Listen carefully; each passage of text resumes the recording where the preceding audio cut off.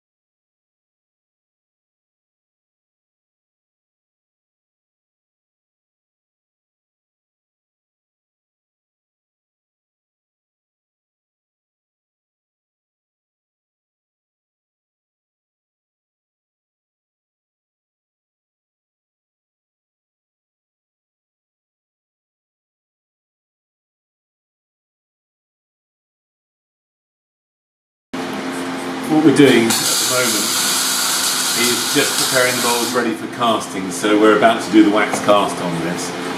But because of the complexity of the detail and the fact that we've used different media on it, so this part here would have been clay, but these leaves and the English roses just here are resin, and you tend to get underbleed, so the rubber is bleeding underneath these features.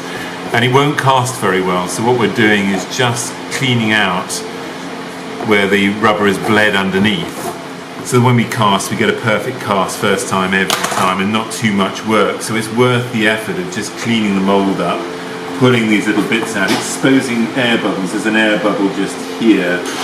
It's almost impossible not to get air bubbles on highly detailed surfaces like that, like this, particularly when you are under a huge time pressure. Here, look, where the rubber is bled underneath there, it's actually gone right underneath the clay work. So I take the clay work out, pull the rubber away and clean it, and I can expose all the detail that's lifted, which is due to the way the clay dries out as you're working on it. It's due to the resin materials themselves actually just lifting away. from the surface. Just things you can't really help. And we've got 15 of these to get through at the moment, so it's all hands on deck really to try and make sure we get it done on time and make it work nicely. But it's all come out very well. I'm very pleased with it. You can see the very complex design on the surface of the mould here, which Diane did actually. She's worked on this this aspect of the colours. It's the company colours. And you can see here little air bubbles just in here that will come out in the mold, in the cast. And it's a balance really as to whether or not it's better to clean them out and sort them out now, or whether it's better to just deal with it later on in the cast. So really it's a little bit of both. You've got to remember on things like this that this mould will only get used twice ever. And because of that, there is a compromise between how brilliant it's made and the quality of it, and the cost of having something that's only ever going to be used twice. So as long as it does the job and it performs that function of creating two casts, that's all we'll ever need it for. It'll get stored away for the rest of my life probably, and that will be the end of that. So there's always compromises when you're working with things like this.